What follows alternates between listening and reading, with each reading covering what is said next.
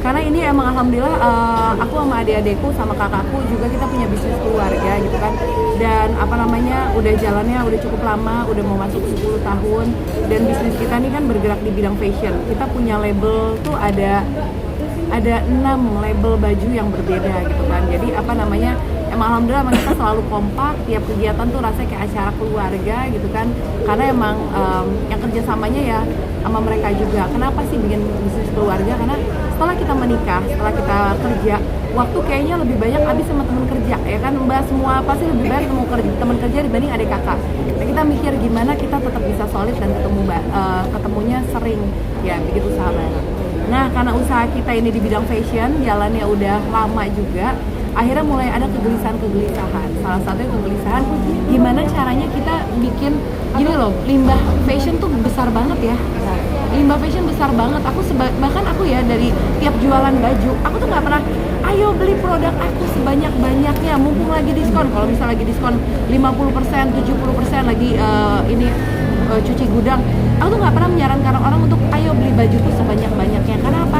Aku nggak mau menambah limbah fashion. Tapi pada akhirnya ya kita pun menciptakan itu karena aku buat baju ada kain-kain yang sisa. Karena berangkat dari kegelisahan itulah kita awalnya mulai ngulik-ngulik nih. Jadi misalnya ada kain sisa, kita bikin tas. Apa namanya? Harganya, sorry kalau harga saya udah nggak tahu nih gitu. Pokoknya nggak tahu lagi. Aku udah nggak bagian itu soalnya. Jadi kita bikin tas, kita bikin topi, terus kita bikin scrunchie, ikat rambut. Oh nggak ada di sini. Terus kalau yang baju gamis, sisa-sisanya aku bisa bikin cadar. Biasanya aku bikin cadar dan itu juga masih laku gitu. Tapi tetap aja masih ada sisa-sisa lagi. Mulai gelisah. Akhirnya ini sahabat adekku yang udah lama banget. Dia dari Kebun Kumara ya kamu namanya. Nah jadi Sandra ini dia ngajarin kita gimana untuk limbah fashion bisa kita maksimalkan dan kita bisa menjadi sustainable fashion seperti apa? Salah satunya limbah fashion ini bisa dicampur sama plastik-plastik yang sekali pakai untuk menjadi bahan buat eco-brick. Salah satunya gitu. Ya, jadi hari ini tadi kita kan ngebahas gimana caranya kita bikin eco-brick. Jadi sekaligus kalau teman-teman di sana punya limbah fashion dari apapun itu masih bisa digabung sama plastik-plastik sekali pakai yang ada di rumah untuk dijadikan botol eco-brick seperti ini. Tinggal digunting-gunting aja, terus dimasukin terus dipadetin. Nih kan kayak misalnya gini ya. Tinggal digunting coba nih. Tinggal digunting isinya. Baju. Ini bekas baju nih karena kayak mau dibikin cadar udah nggak bisa, mau dibikin scrunchie udah nggak bisa, dibikin tas kayak potongannya udah kecil karena kan potongannya beda-beda ya. Nah kalau gini emang kalau kita segini nggak bisa ya San? Gedean. Oh kegedean. Susah nanti dorongnya.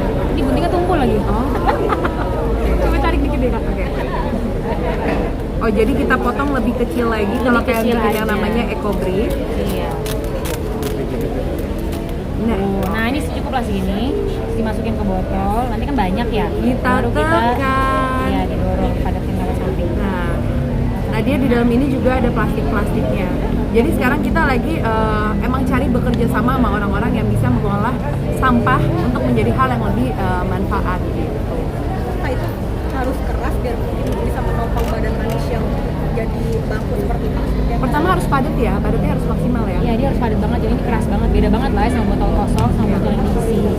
Terus kita gabungin ke sini. Betul, kalau dia dilem, dia akan membuat sebuah modul. Nanti modul ini bisa dijadikan meja, kursi, dengklik dan lainnya, pengganjal pintu, apapun lah sesuai kebutuhan. Tapi by the way ada yang lebih besar lagi. Jadi aku lagi kerja sama mau kerja sama insya Allah tahun ini. Jadi aku pengen bangun sekolah tapi dari eco-brick. Sebenarnya sekolahnya itu udah ada salah satu percontohan ya di di dekat Bogor. Jadi kita bangun sekolah buat anak-anak dari eco-brick dan kelebihannya adalah ini lebih tahan gempa. Jadi nggak hancur kalau gempa, paling dia cuma goyang gitu aja. Jadi sebenarnya alhamdulillah di Indonesia udah mulai makin banyak yang sadar ya sama yang namanya kita bisa mendaur ulang buat apa nih gitu kan. Cuman emang sedihnya harganya akan lebih mahal gitu. Kayak aku yang bangun sekolah, bedanya yang dengan bangunan biasa sama eco-brick itu bedanya bisa 30 sampai 50 juta gitu. Tapi ya kelebihannya ya kita memaksimalkan limbah yang ada. Saya sendiri kalau membangun rumah eco-brick dalam kesehatan gimana? Pengen banyak masyarakat yang sadar, karena gini, anak aku juga yang nomor 2 itu lagi mencoba pengolahan sampah untuk menjadi bahan bakar.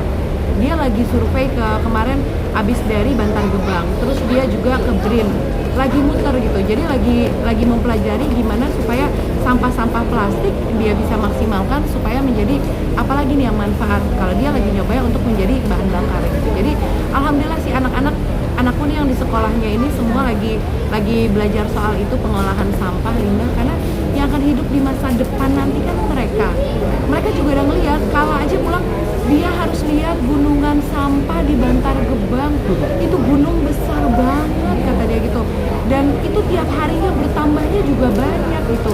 Gimana nanti kalau lama-lama dunia ini tertutup dengan sampah, karena sampahnya nggak bisa diapa-apain gitu.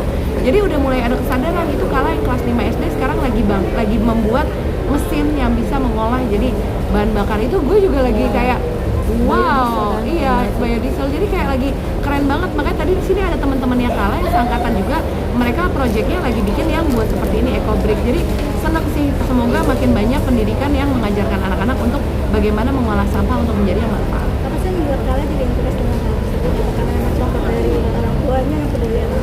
Iya, karena aku emang selalu membahas soal ini, gimana nih sampah. Terus aku tuh selalu membiasakan anak-anakku jangan dikit-dikit nih botol minum plastik, selalu bawa tumbler kemanapun. Terus harus mengurangi, misalnya kalau belanja, kalau kalian bawa tas atau masih bisa dipegang pakai tangan, jangan dibawa pakai plastik. Karena emang aku aware banget sama hal itu tuh dari dulu. Jadi aku pengen anakku udah ku ajarkan sejak dini supaya semakin besar mereka terbiasa.